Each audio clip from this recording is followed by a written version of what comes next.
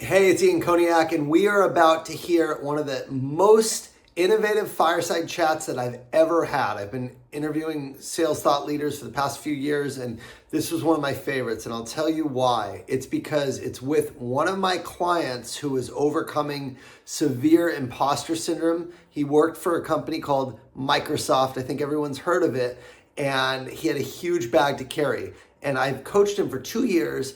And when I started coaching with him, ChatGPT did not exist. It wasn't out yet. And he spent so much time, hours and hours, researching and trying to do point of views and linking Microsoft to their challenges. And the biggest issue he had is because he had such a big bag, he didn't know how and where he could help the client. He didn't know how to develop a point of view, and he would comb through 10Ks and interviews and articles and spend 4 hours simply to develop a point of view that may or may not land. And once ChatGPT came out, he just completely changed his entire approach, and he became this trailblazer of using AI.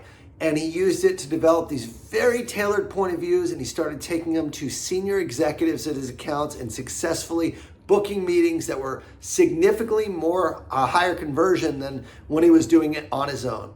And so he took that, and then he started playing with more capabilities, including how to role play before those meetings, how to negotiate, things that executives might say based on their personality type so he could be prepared, right? He literally has been using ChatGPT as a coach along with Microsoft Copilot and Bing GPT, and he's applied AI to every single framework that I teach, from prospecting to developing a point of view to doing your first meeting, to discovery, to prepping and having all of your questions that you want to ask ready in advance. And nothing like this exists today. And so when I heard what he was doing with my course in ChatGPT, I said, Daniel, you need to share everything you know with the world because this is incredible. And he did. And I'm excited to share that everything he's been doing, he's now packaged into a course that we are launching. It's out. It's called AI for Strategic Sellers. And we're going to be pricing this course at $997. But for now, we're going to do an early adopter for the next month for early adopters at $197. So the goal is to get this in as many hands as possible. Daniel has literally included all of the prompts that he asks for every stage of the sales cycle that you can apply no matter what company you work for and no matter what industry you're in. He's giving you the prompts. So in this fireside chat, we're going to talk about how Daniel uses AI as a thinking partner to augment what he's already doing. And I believe this is a game changer because it will save you hours and hours of time off of doing the deep work, which most reps, I know I didn't want to do it. It was very reluctant to comb through research and develop point of views and PowerPoint decks. I hated doing that stuff. And now it's just made a lot easier through AI. And he's going to show exactly how strategic sellers use that. So without further ado, let's pass it off to Daniel. But if you're interested in the course, simply click the link below. We're going to post it right here. The early adopter, there's a special link for early adopters to get the course at $197. If you want it, click it below. If you're unsure, watch the whole fireside chat, learn more about it, and then you can go afterwards. But this is a game changer for anyone who wants to use AI to do some of the legwork that mainly you may not enjoy doing. So let's pass it off to Daniel, and I will see you guys next time. Take care. Welcome, everyone, to this month's episode of the monthly Fireside Chat. Today is a very special day because this is the first time we're having one of our own clients and students as a guest. Typically, we have, sales thought leaders, and I've actually been working with Daniel for over 2 years now. He's been a private client in our coaching program, Untap Your Sales Potential, and he's been with me since the very beginning when we started this company. And to watch his journey has been truly inspiring. It's why I coach. And to give some context, Daniel and I worked a lot on Imposter Syndrome, and he works for a company called Microsoft. Everyone knows Microsoft, and everyone probably knows they have over 1,000 different SKUs, and they can sell. I mean, they are literally in every single segment of every software product. And Daniel's a core rep. So, he carries a lot of different products and in a lot of different bags. And one of the big questions and one of the big challenges that we had is, what do we sell the client? How do we even figure that out? And so I know that was overwhelming. And the reason we're bringing Daniel on today is because he figured out how to use AI to really do some innovative work around developing a point of view on how and where sales reps can speak the customer's language and position their products and services in a way that resonates, that's relevant, that they can take to the C-suite and get attention immediately. And today he's going to share that with all of us. And so I'm super excited to have you on the program, Daniel, as a guest. We're going to get into AI tools. We're going to get into how he is using AI, and we're going to talk about the new course that he just built for strategic sellers to use AI. So without further ado, brother, welcome to the show. It's great to have you here. Thanks for having me, man. I appreciate it. So first, I don't want to, before we get into the AI stuff, I think your story is pretty damn inspiring. Just how you got into sales in the first place, why you got into sales, and kind of how you used personal development as a way to actually manifest, literally manifest what you wanted in your life and your career, and everything that you wanted has come true thus far. So maybe just kind of start by sharing your story on how you got into sales in the first place. Sure. Yeah, so I've been in sales about 3 years total. So I've only got 3 years of sales experience. And I had been in marketing my whole career. So I was actually at Microsoft when I made the decision that I wanted to go into sales. And the way that happened was this was before we had kids. My wife had just gotten pregnant, and she was a hairdresser. She is or actually she's not working now, but she was a hairdresser in Seattle, and she one of her clients invited her out. And when we went out, her husband was there, and he was kind of like this slick older dude, and he was like working. He was on his phone a lot during the night, and he was like taking calls, and you could tell he was working on something. And in the conversation, I was like, "Man, what do you like? What do you do?" And he's like, "Oh, I'm in sales at Microsoft. Like, I'm actually working a deal. That's why I'm so busy right now." And me and him got to talking, and he kind of told me about sales, told me about what he does, and how it's not really, when you think of sales, you think of car sales, or you think of kind of this transactional sales motion. He's like, "Daniel, I'm a businessman. Like, my job's to transform businesses. Sell me this pen right Yeah, now. See what you can exactly. do. Sell me this pen. Yeah, exactly. But anyway, yeah, just like his vibe, his energy, like what he was doing, I was just like, man, I'm in the wrong business. And he told me how much he made too. What did he And tell you?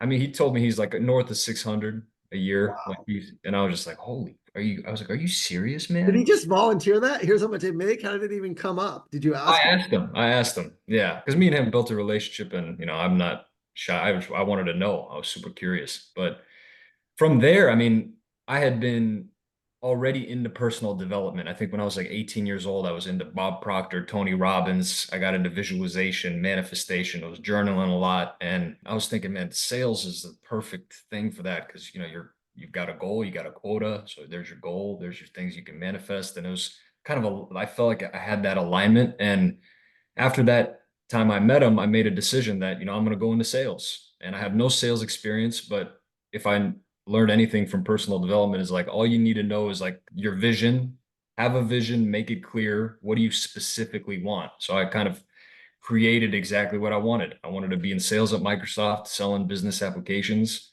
making, however much I wanted to make. And I had it on a whiteboard in front of me. I'm at my parents' house right now, so you can't see it, but I still have it on the whiteboard, and I still have that goal. And I wrote it down every day. And 2 years later, I got the job. And there's obviously a lot of tactics on how I did it, but that's the Were you at marketing at the time at Microsoft, or you used getting into Microsoft based on the dinner that you had to get in as a marketer and then switch? Or were you already working at Microsoft at the time?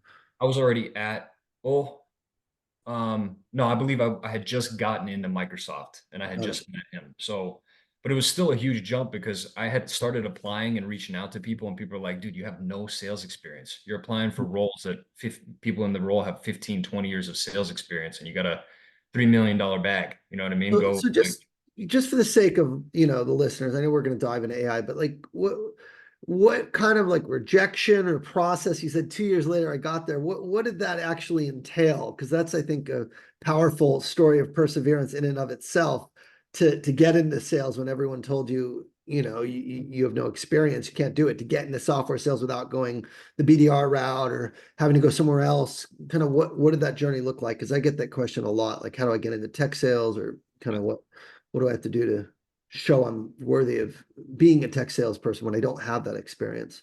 Yeah. It was a lot of rejection. It started with that same guy that I met out, and I thought I showed him I'm a driven guy, and I sent him follow-ups and what I'm doing to prepare for sales. And he's just like, dude, no chance. And then he connected me with another guy he thought I could work with, and that guy, same thing, no chance.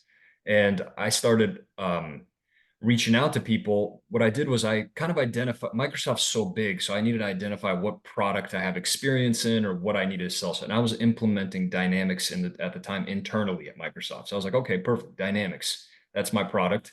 So I went on LinkedIn and I found everybody that's selling Dynamics at Microsoft. So BizApp sales executive, I made a list of them, and I just reached out to them one off, just saying, hey, I admire where you're at in your career. I'm hoping to make a jump at some point. I just want to understand what you're doing. Like, I want to understand your day to day. Can I chat with you for 10 minutes?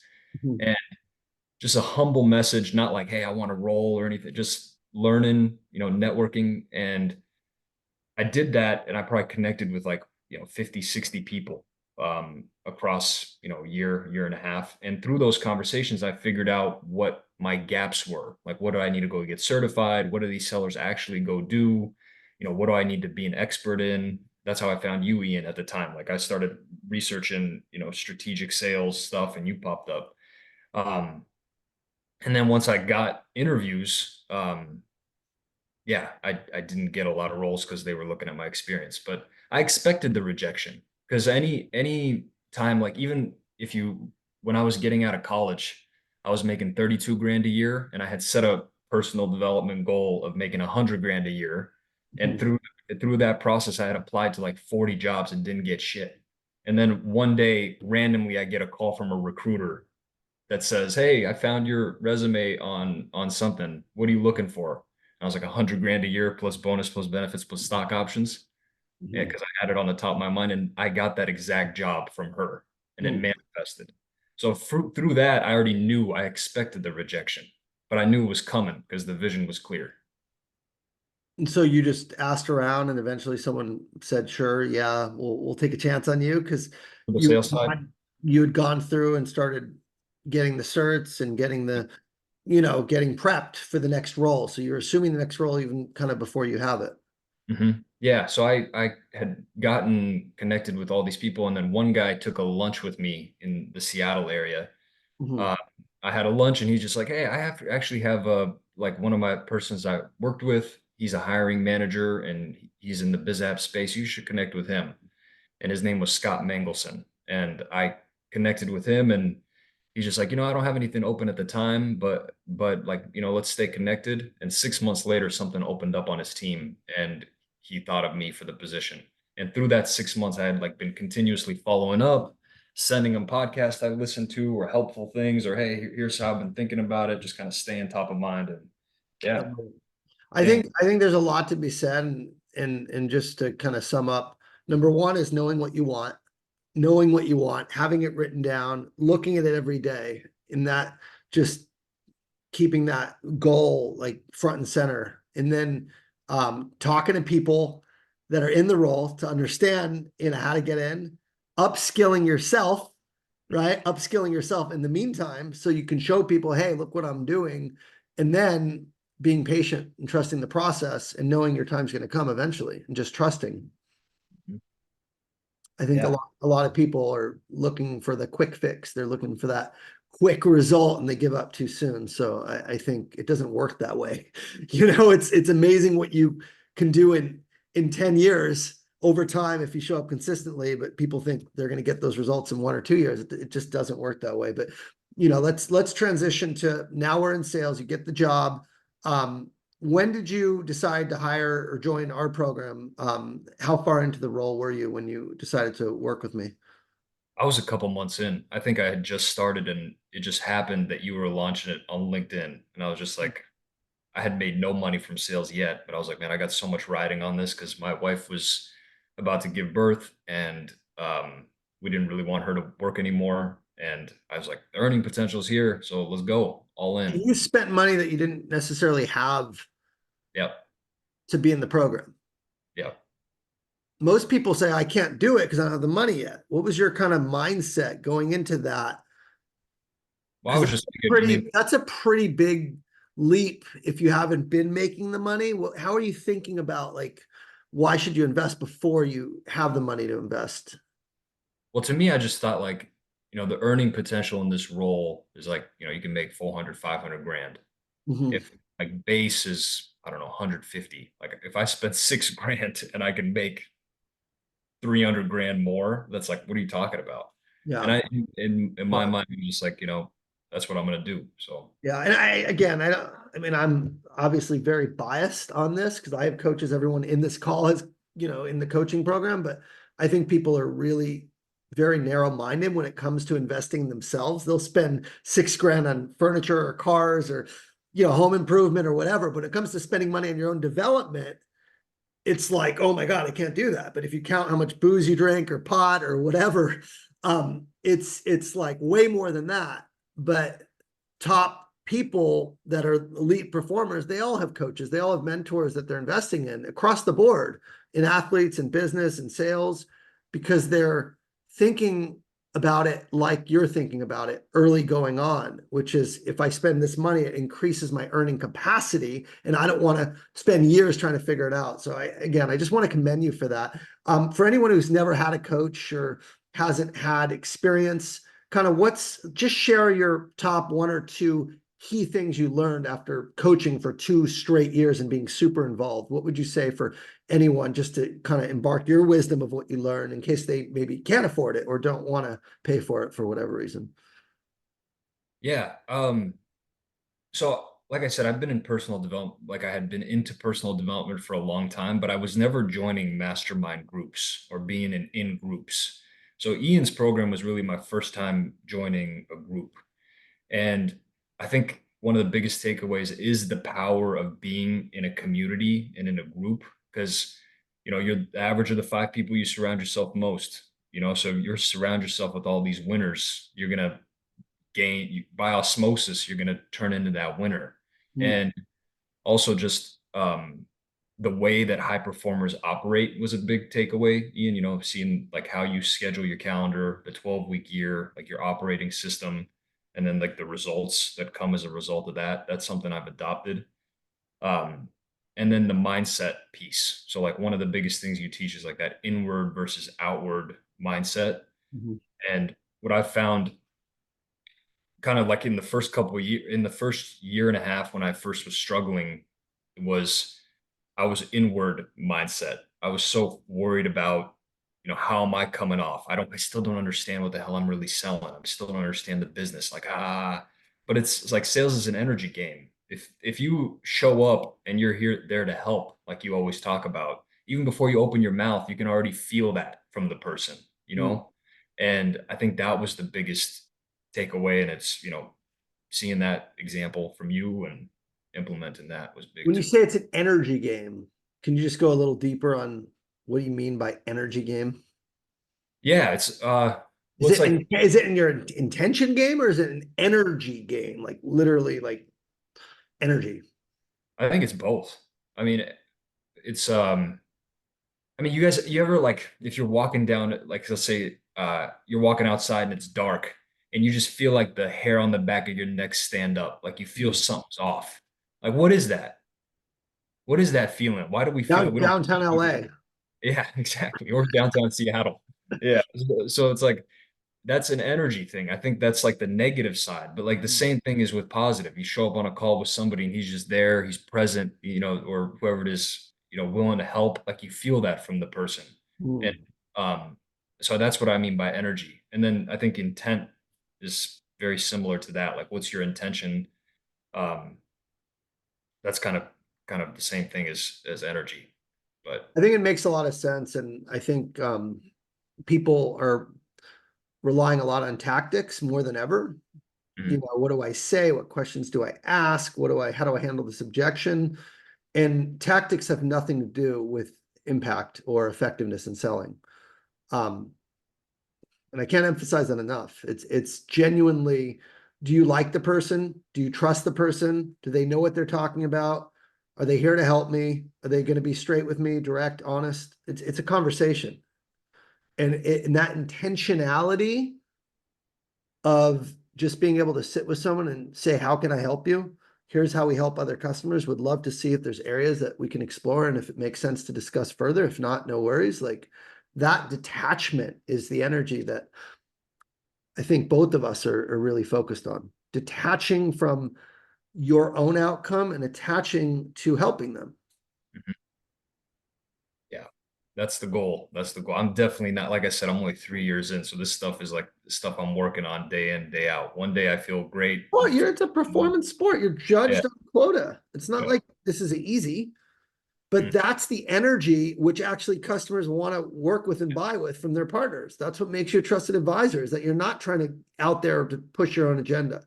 And very few people do that. That's why consultants get so much money relative to the actual SaaS sellers, because there's a perspective like these guys are here to help us and they're not like biased in terms of what they're telling us. So everyone wants the unbiased partner that can tell them what to do versus someone pushing something. So again, a lot to be said there. So let's talk about kind of your journey, get into sales.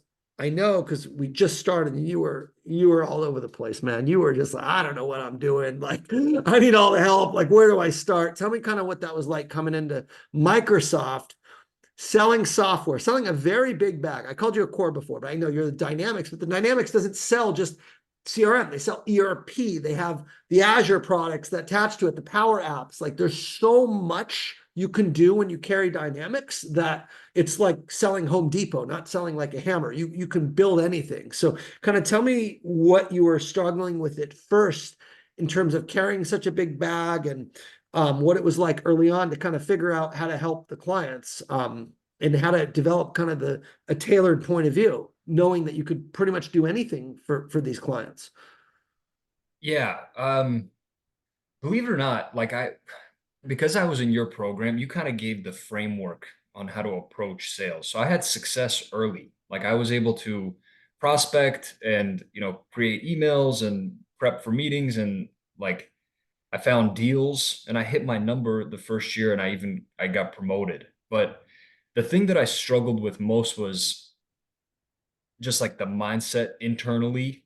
Like I felt like I didn't know still what the hell I was selling. Like if you ask me explain dynamics to me, I'd be like, oh, it's a CRM, and I'd be like regurgitating the pitch deck. You know what I mean? Like I didn't understand, like going back to the energy game, you feel when somebody actually has conviction about something and when he's just talking about, just saying things. So that's the biggest thing I struggled with. It was like when I was preparing for meetings, I would like spend 2 hours. Like if I had a meeting at 3 p.m., I would start prepping for it at 11 a.m. and I would literally prep the whole time because I just felt like I didn't know enough or And this is the didn't first meeting where you didn't first meeting. Yeah. necessarily. A Okay. meeting where you should have just been like, oh, I'm here to help. Like here's kind of high level where I think I can help, and just show up. You could have just done that. And if your energy and your intention was right, you would have done well, I That's hear like, I hear this a lot. I hear a lot of people that say like I'm over preparing and I don't feel it's a form of imposter syndrome. yeah. I don't know what I'm talking about, so I need to over prepare and they're literally spending 3-4 hours getting ready to like address every angle without even having any idea of what the client wants, needs, or even why they took the meeting. Is that kind of what you were going Exactly. through for a while? Okay. Exactly. Yeah, that's Okay. exactly what it So I hear was. that all the time. So like, how did you overcome that? What was like the transition to where you are now versus where you were kind of starting out? Because I think a lot of people feel that way, even ones that have been in sales much longer than you. Yeah, I can't say I've fully overcome it. I'm just Do on you the other still take side. 4 hours to prepare for a I first don't meeting? no, Okay. I don't. Honestly, I try to give myself less time, like you say, like block off, like I only got 30 minutes and hopefully it's like right before another call so I can't spend that much time. That helps me. Um, But also, I think using kind of going into AI, like using AI to understand what I sell at a fundamental level was extremely helpful because it was like ChatGPT came out November of 2022. And I think I was about a year or so into sales. And like I said, if you asked me, explain to me what Dynamics was, I was regurgitating a pitch deck. And I remember the way I stumbled across ChatGPT was I was just on LinkedIn and a video of Gary Vaynerchuk popped up with his face over, it's like a green screen TikTok video and it's like an article of ChatGPT or something. And he's just like, this is the most game-changing technology ever. It's the most cutting-edge thing since the internet. We're about to go through a crazy transformation. You got to play with it or else you're going to get left behind. Like that was the overarching message. Mhm. And that night, I just went down the rabbit hole and started playing with it. And my wife, I should have her come in. She was so sick of me that day because it was like 2 a.m. and every time I would get a crazy response, I'd be like, look at this shit. Like, look at what it's doing. And the way that I figured out how to use it was like um, I thought of it, I don't know why it clicked for me right up front when I started using it, but I was like, it's like a thinking partner. It's almost like an extension of you, but it doesn't know who you are or anything. So you kind of have to give it this context. It's almost like the most powerful blank brain in the world. So you kind of have to give it an identity and then you can work with it. So I had asked it, I'm a Dynamics 365 seller at Microsoft, and I'm trying to understand my product better, what I sell, how I can serve my customers better. Can you explain to me Dynamics 365 at a fundamental level? It gave me an answer, and I was like, okay, explain it to me like a fifth grader can understand. So Mhm. way different answer. Okay. Um, what problems does it solve? Like if I'm a CIO at a company, why would I be interested in Dynamics? Just kind of understanding it more for me Mhm. more for myself so I can get that conviction. And then I was just like, okay, well, one of my customers is, X. Um, can you tell me about their business at a fundamental level? Like what could potentially their priorities be? What industry trends are they dealing with? How could Dynamics 365 potentially address some of those challenges? Okay, well, okay, based on that, can you write an email in this format, copy paste some untap your sales potential, perfect format that Ian already created, like put it in this format, and then with the highest likelihood of converting to a meeting. So Boom. I want to pause there for a minute. Okay, so what I've taught and what I've developed over 20 years is frameworks that work. But these frameworks require you to think. So the framework he's talking about is an initial email outreach. First sentence equals give a sincere compliment. Second sentence, introduce yourself and why you're reaching out. Third sentence, share an observation on what you've observed about the company or researched. Fourth, share a insight or point of view on how you can potentially help them achieve these goals. Fifth, a call to interest. See if it's something that they'd be open to sharing more or speaking about. And that's a very simple framework that's in my prospecting to power module. But what I hear all the time is, Ian, what do I plug in there? How do I find that information to put in? How do I give a sincere compliment? So what you're saying is you took the instructions from our course and said, here's the framework. Can you write an email that ties what we just talked about, their point of view and my value prop into this specific template so that it follows a proven best practice on how to write an email? Because I've seen a lot of the emails that even for my own posts for LinkedIn, I tried using them, like, that doesn't sound like me. I wouldn't write that. I wouldn't space it like that. So you're giving them the framework and then plugging in the data, the knowledge, the insights that you're getting from ChatGPT. Is that correct, the way I'm explaining it? Yeah, that's exactly. I mean, when you think about the course that I created, it's like it mirrors exactly what you teach. And it's like, so pretty much you have all the prompts that you need to get the outputs that are taught in your course. And I always say, like, whatever ChatGPT gives you, if it's a pretty good output, I always use it as a template. So like, for example, like for that email example that you gave, the first sentence being a warm compliment, like I like to write that thing myself because like what ChatGPT is going to give you, it might be good, but it's not authentic. You can still kind of read it still reads a little bit like AI. Howdy, salespeople. Ian Cognac here. Exactly. So, Attention. Yeah, I hear you. I mean, I'm reluctant still to post with it for some of that language. So you write your own and then combine it with the rest of it. Is that kind of, it's still using your brain, but it's not using your entire brain? yeah, I would say so. And I think my biggest thing with this course is like, I just want to teach people how to think about using AI and how to use it to get better at your role and so that you can show up. Because at the end of the day, we can have all these outputs, all these emails, all these prep briefs for all these meetings, but you got to sell. Mhm. You're the one that's going to show up and start talking. Yeah. So for me, it was like, how can I use AI as a thinking partner to get better, to understand what I sell better, to be able to serve my customers better, to be able to show up to meetings better, to get a better understanding of their business and have everything in front of me as if Okay. I'm an executive. So let's talk about like the yo-yo selling framework that I teach. And again, for anyone not in the course, this is all public, it's all free. Don't worry, you don't have to buy the course, but this is what we teach. We teach research and develop a point of view initially, prospect into power, share that, meet with power, qualify. Step three, meet with power, qualify whether the opportunity is real, and then get executive sponsorship, then do deeper discovery with the team and multi-thread, come back to the executive sponsor, do a dry run, get their fingerprints, make it their own, co-present to the broader executive committee, and then close and negotiate. So what I think would be helpful is kind of like if you walk through how you use AI at maybe each of those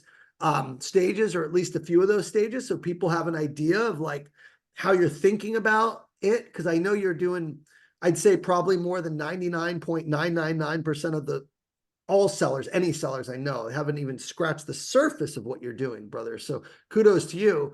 Most people are doing it for point of view. You're doing it for role playing. You're doing it for discovery prep. You're doing it for negotiation. You're doing it for closing strategies, like everything. So let's walk through some of that. Let's get a new account. Let's say you're an enterprise rep, got a big account. Where do you start? How do you use AI to develop your point of view and start to like think about what you're going to position that's CEO worthy, not director worthy, CEO worthy? How would you be kind of soup to nuts, brand new account? What do you do? Yeah. So I have everything laid out like in workbooks in the course, but just high level. Like let's say, you get a new account and you're trying to build a point of view. And let's say you want to use AI to help you. So you could go into ChatGPT and, like I said, you think of it as the most powerful blank brain in the world. It doesn't know who you are. So you have to give it a persona. You have to tell it who you want it to be. And that's like where the prompt engineering comes through. Kind of you start out by almost like telling it who you want it to be, how you want it to think, what you want it to do. So, for me, I would say you are a Dynamics 365 specialist at Microsoft. Your goal is to help customers buy and adopt D365 solutions, which include, XYZ. You always aim like kind of so, and then I kind of teach it how you teach us to think. You always aim to come off as a trusted advisor. You want to be focused on helping the customer solve their most pressing priorities and top challenges. Mhm, Uh, I have a new account, which is X, mhm, and I need to understand, what they do at a fundamental level and, potentially what their priorities could be. And I have like a brief that I want to know what they do, how they make money, what their potential priorities, and I have like this big prompt you can use. But what I've done in the past is just like, what do they do? How do they make money? mhm. Insert. So And for everyone, the thinking part is the prompts. It's how do you actually, what questions do you ask that actually are valuable versus your own brain. So Daniel's taken away all the guessing work of how to use this because he's created prompts that you can use to repeat the success he's had. So again, I don't want to wait till the end on this. Daniel just launched a course. That's what he's referring to. AI for the strategic seller. And it's, you're giving them these prompts that they can use for each of these kind of line of questions. And you just described the prompt in the beginning of getting a new account. Is that just to level set everyone who doesn't know what you're talking about with these prompts? Is that what you're saying? yeah, it's pretty much it's a course for it's a comprehensive guide for how to use AI in every stage of the sales cycle in alignment with what Ian teaches in his program. Hmm. So I'm not claiming to be the expert because I literally only have 3 years of sales. Like I want to make that clear. And I actually struggled with putting out this course in the beginning because I was like, why would people listen to me? But I came from it with like, this is Ian teaches these stuff. I just figured out a way to create the outputs Hmm. using AI to help us be better, and it helped me. So that's my goal with putting it out. Okay. Um, but yeah, Perfect. every stage of the sales cycle, from mastering your message, territory planning, to every prepping for every meeting, to proposal, to demo, to role playing, emailing, prospecting, obviously that stuff too. And you're giving the prompts on what to use there. So Yeah. that's huge. Um, so let's okay. So you got this idea of a point of view on how you're going to help them, and then you plug in the framework I teach around how to write an initial email that converts, and ChatGPT writes it, and then you send it directly to the executive, or kind of what happens next in this prospecting stage. Yeah, so even more, like what you could do is, or what I've been doing is, you have the point of view. It helps when you have a point of view to create the email. There's quicker ways, like let's say you have a lot of different accounts, you can do quicker prospecting without a full point of view. But Hmm. um, yeah, like you would say, here's my point of view. I want to reach out to, the CIO. Here's his name. Here's his crystal nose personality profile. Here's how he likes to be emailed. Like you can put that as an input. Hmm. And then you could say, I want to create an email with the highest likelihood of converting to a meeting with this framework. And I can put in your framework or other frameworks that maybe have worked for you. So feel free to tailor it however you want. But yeah, that's the way I would do it. And then I would get a output, which I think is pretty good. And I can play with the output too. Like, let's say the output's too long. I say, okay, make it shorter, make it a little more funny, make it less formal or more formal, or make it only 3 lines, make it two, whatever. And then I would pretty much get a template that then I would maybe edit a little bit to make it actually sound like a human wrote it versus Cool. a. Okay, so let's assume they don't read it. They don't. Most executives don't open an email, even if it's the best email ever. What do you do from there? Do you tell it to like follow up at another Yeah. context? You have it create like a series of follow-ups? Like what happens after that when they don't even respond? Yeah. If it's like, it depends if it's an A account versus a B account, but like, let's say it's an A account that A I really, account, big account, yeah. yeah. So I could go into that same ChatGPT thread and say, hey, I didn't get a response from this executive. Please write a follow-up email like that follows this format and share this webinar link that is coming up. And I could put the link in. And even Okay, at like, yeah. so again, just for people new to AI, not knowing it, you're talking about keeping a thread, saving the thread, and then later on going back to that specific thread to continue the series of emails that you're sending. Yeah, for the prospecting one, definitely. But sometimes you lose the thread. If any of you guys have played with ChatGPT, like you get so many tabs. So what you could do in that case is, like, if you open up a new thread, you could say, hey, I've been reaching out to this executive. Here's the first email I sent him. I want to send him another email because he didn't respond. And Yep, cool. And to think go, of it as, literally think of it as if you just hired an assistant out of college that can work all day. He's insanely smart.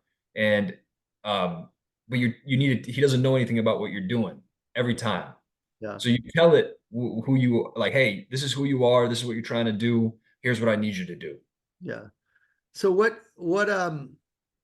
some people say Chat GPT isn't up to date. I know you're using Microsoft Copilot combined with Chat GPT. Just kind of orient before we get into like later stages of the sales cycle, orient everyone with like the tooling itself that you're teaching and that you're using. And is it the paid version? Is it free version? Like what's the tech stack needed to execute on the things you teach in your course?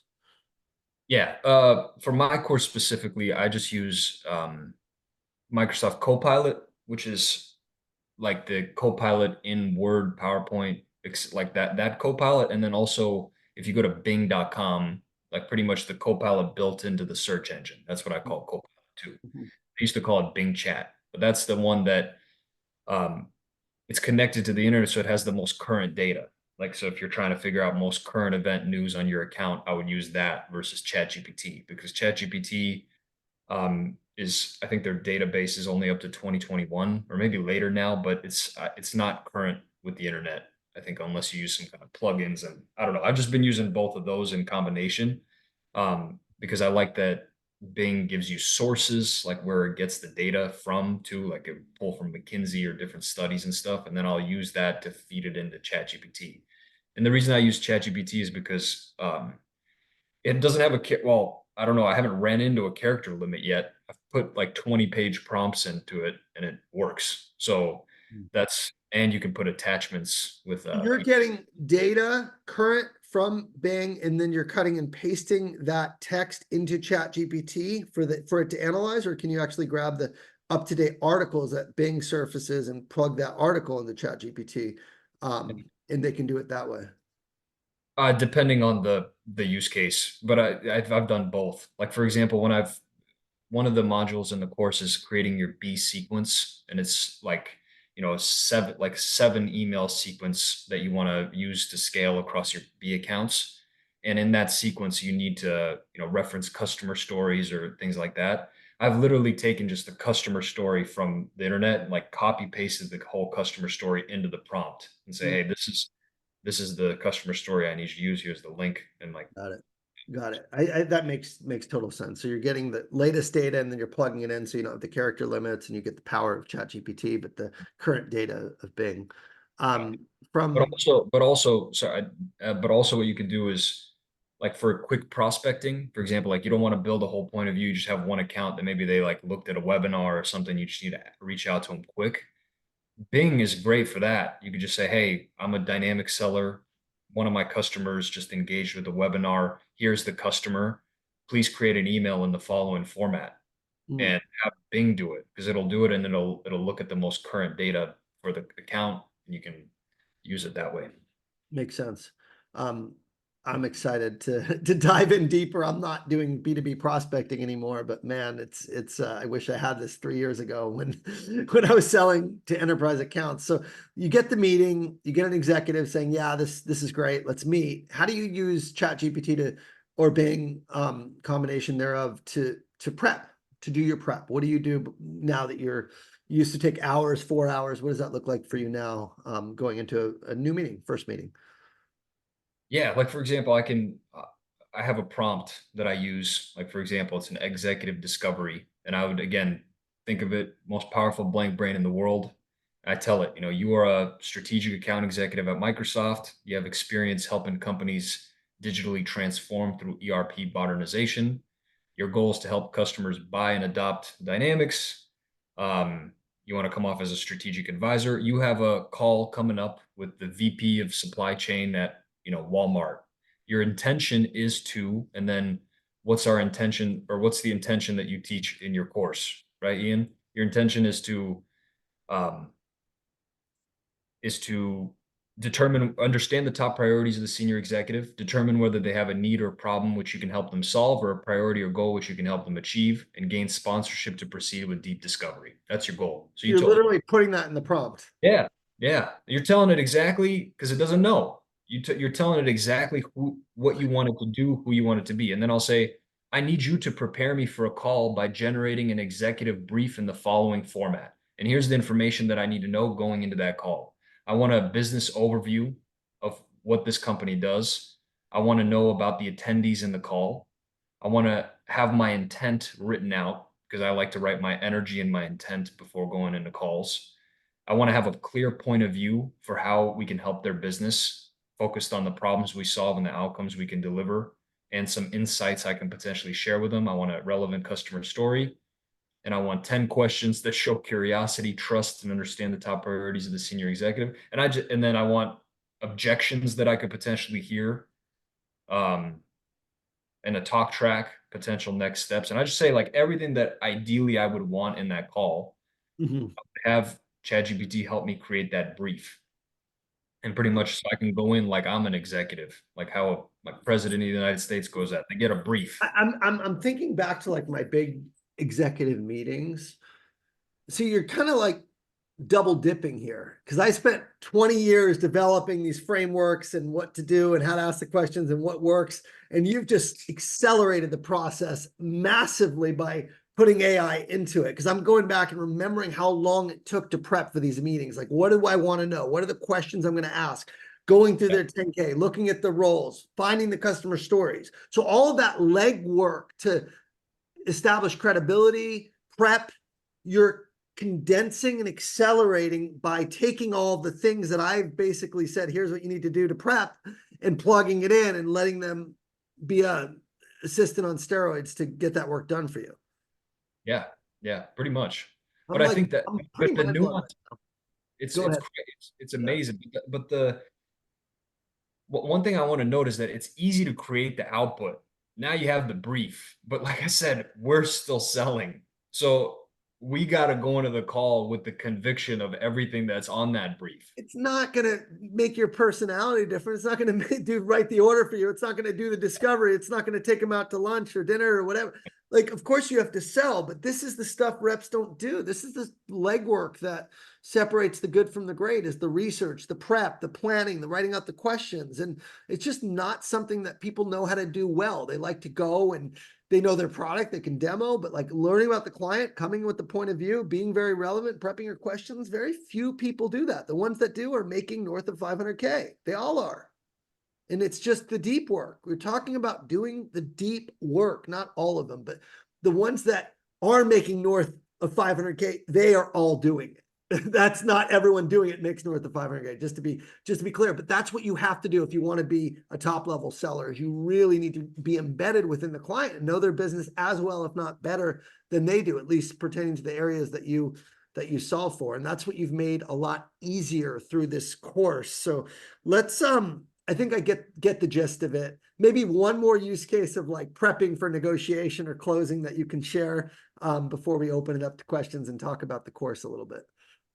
Yeah, one thing that has been cool is I've been playing with the role play feature. So I don't know if you guys have played with like the ChatGPT voice Mm-hmm. thing. So like I'll say, I'm give it the context. I'm going into a meeting with the, CEO of this company. Here's the agenda of the call, and I'm the seller. Like I'm going to be talking to the CEO. Here's his personality profile. He's kind of skeptical and he's a challenging guy. Here's his background. Like, can we role play a conversation between us where I land a discovery call? And I want you to play both sides of the conversation first, and I'll let it play. And then you can interrupt it in the middle and say, hey, okay, I'll play the seller now.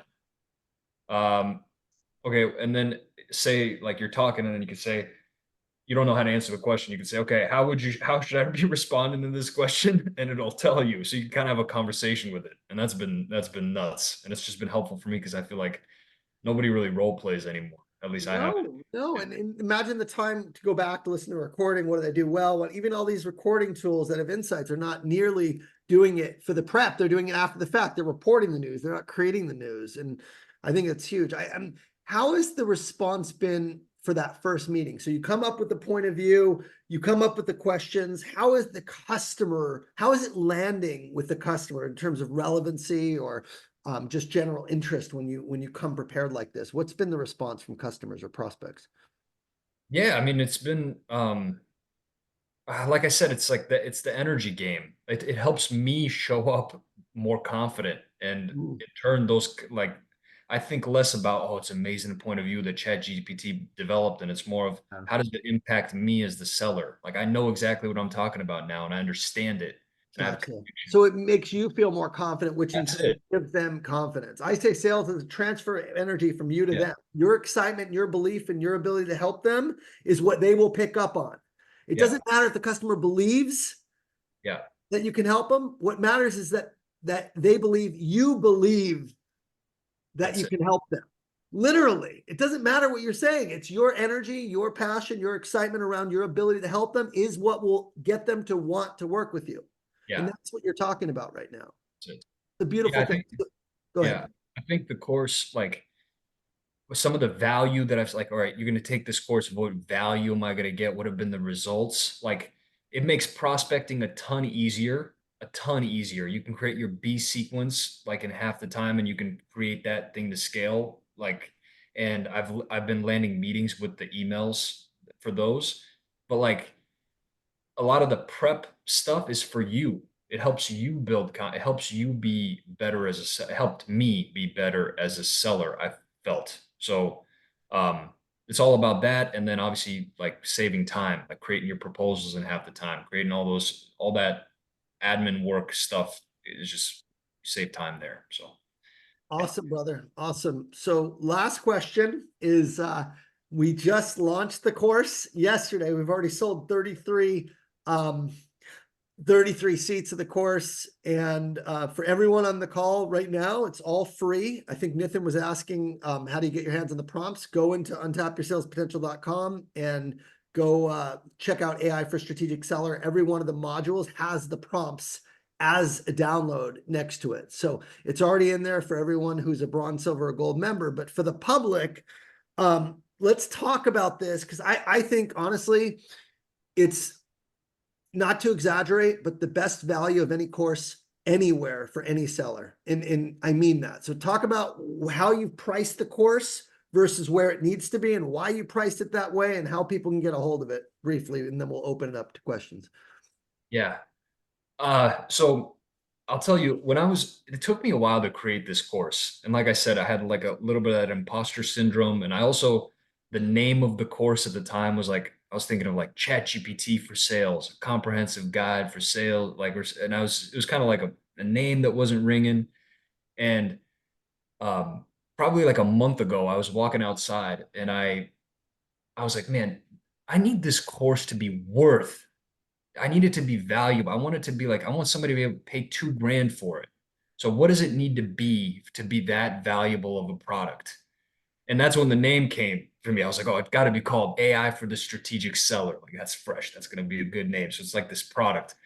Um, but yeah, I made the course so that it's value. Like I wanted it to be a valuable product. And it's pretty much like everything that you get in Ian's course, you can get the outputs using it. So it's like whatever that value of like however so it's a very valuable product. But we want to get people to start using it. And we want it to be so we priced it at $200 or $197 to help people get their hands on it and for us to also get feedback if there's things that can improve the course and keep it going. So, So for context, it is a $2,000 course, and we will be raising it at minimum to $1,000 very, very shortly. So because it shouldn't be on the market for that price point. I've already gotten feedback from people who bought this that this is way underpriced. So if you're listening to this and you want to be an early adopter, get the course. It will be $1,000. It will save you. If you can't spend $197 on yourself, you're in the wrong sport, brothers and sisters. I mean it. That if you can't spend money on yourself, you're not going to be a top elite seller because of the way you think.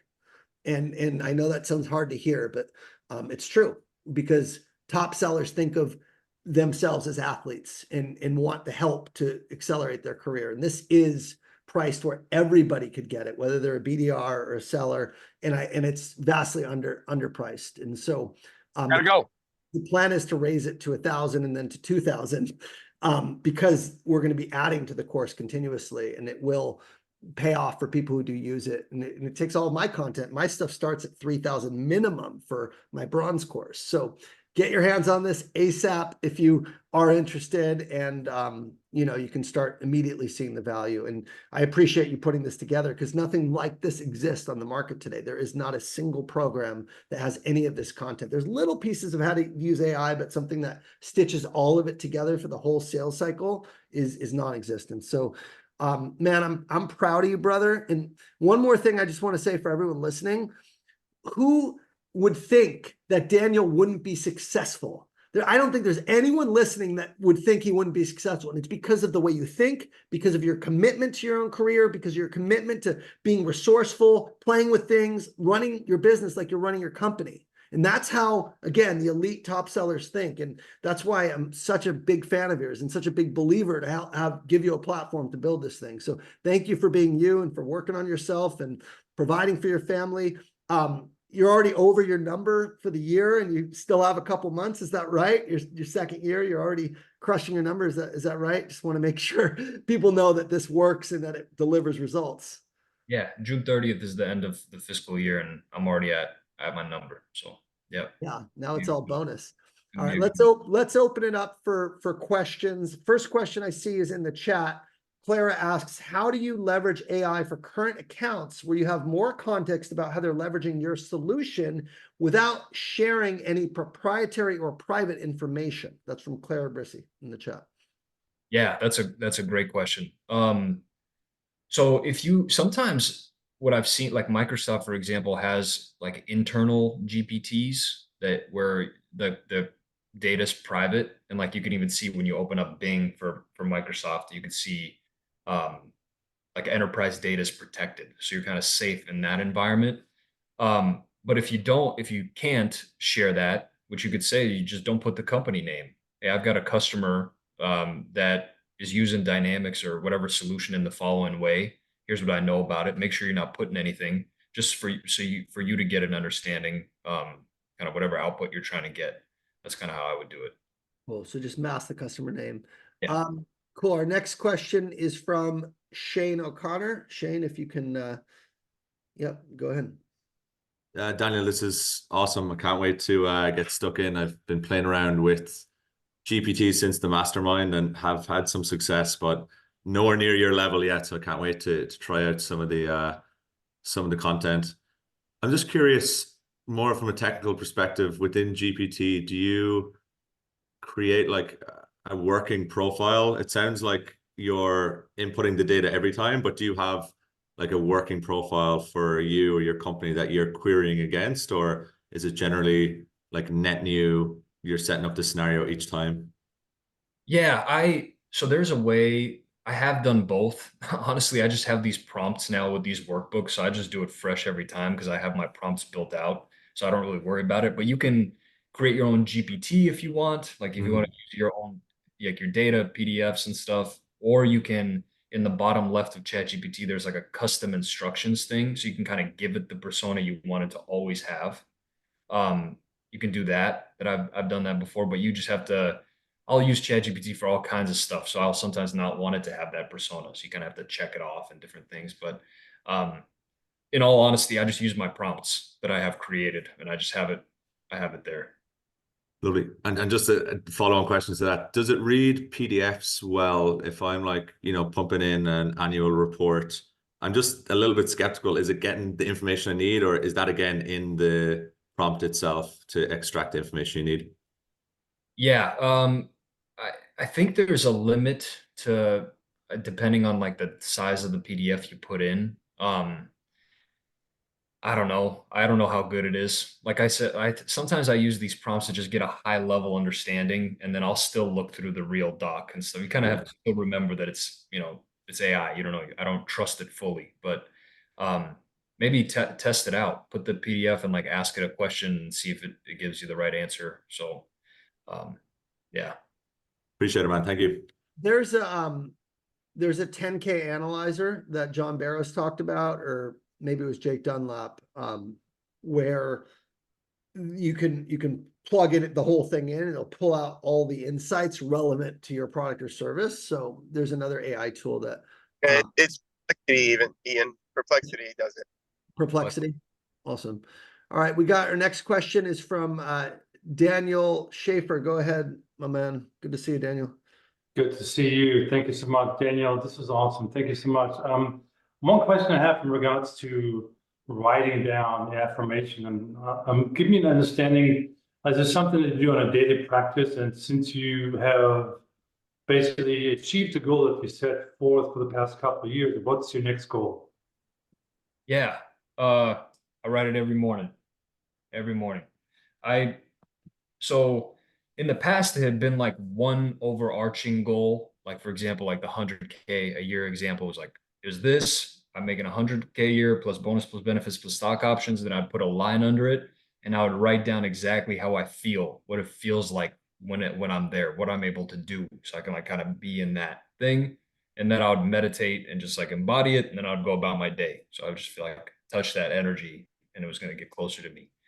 Um, Now it's more that was like I was really good at that before I had a family because everything was kind of about me. It's my goal, this is about me, what I'm going to achieve next. Now I'm trying to be a bit more well-rounded because it's not all about me. I've got two kids. I got a 3-year-old and a 9-month-old, and I got a wife, and I got my parents and all and different things I'm doing. So I've got goals in all categories. So I've got like my business goals, which includes like my quota, like what I want to do with this course and different business things. Then I've got my family goals. So how I want to be with my wife and my kids and how I want our life to look.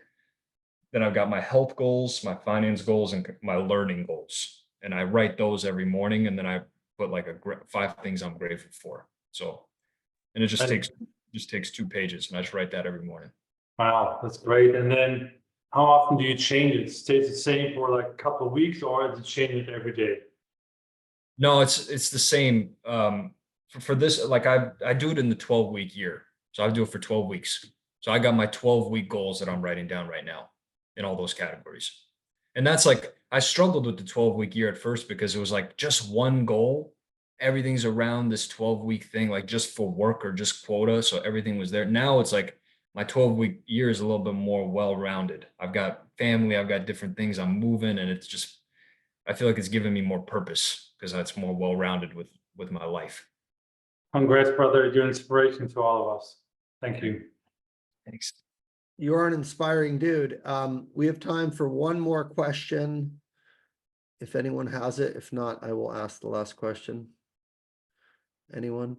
Okay, so my last question for you, Daniel, is like, you said this like 3 or 4 times on the call. You said, it doesn't sell for you. You still have to sell. You still have to sell. Right? And I think that's really important. AI is not going to sell for you. Just tell us kind of what you mean by what do sellers still need to do that AI won't do that is ultimately necessary for winning business and being successful, in your opinion, having used AI so much? You still got to come to the meeting with energy and intention. I think that's the key. Like I sometimes, coming from an over-preparer for sure, like all the things I need to know, their business, everything, pages and pages of stuff. I sometimes wish that all I would do is just grab a piece of paper and just say, here's the energy I'm coming with. Here's my intention. Take a deep breath and show up to the call and just be that. And everything would fall into line because all that stuff I wrote down is probably like, I'll know it to an extent, but that's, I think, what sellers need to do. I would think. Yeah. Yeah, I think it couldn't have been said any better. And you still need to practice. You still need to, leverage your team. You still need to quarterback. You still need to understand how you can help clients. Like, people are afraid of AI potentially taking jobs, or how's it going to impact sales. And I will say, I believe within probably less than 5 years, the BDR role will be very impacted with the ability to send emails that sound better than maybe people that are just prospecting. And so if you're in sales, the goal is to be able to use it to augment how you sell and improve how you sell versus, doing things. If you think, could AI do this better than me? Then you're in trouble, right? So how you build relationships with people, how you connect, your intentionality of helping them, being able to understand their business, walking the halls, like there's no replacement for that. Giving them options, right? Showing them an implementation plan of how they can deploy your stuff. That's all. None of that stuff is ChatGPT is going to do. There's still going to be partners. There's still going to be software providers, right? That's the areas that you need to level up on and let AI do some of the work and some of this stuff that honestly it might be doing better than you do, or at least at minimum do it faster than what you do. So with that, Daniel, brother, I appreciate you. Thank you for coming on. Thank you for really just being who you are, an inspiration for so many people in the program. If people want to follow you or ask you questions or learn more about the course, what's the best way for them to get a hold of you? Yeah, LinkedIn. LinkedIn's great. I'm all over that, and or my email, which is my first name dot last name at gmail.com. Awesome, brother. Well, I'm looking forward to it. Guys, pick up the course. We're going to keep it where it is for a very short time. After May, it's going to change. So if you're watching this in May, get the course, $197. Do yourself a favor, save yourself time and energy, and follow Daniel on LinkedIn. And we'll see you guys next month for another Fireside Chat. Take care. Thank you, guys.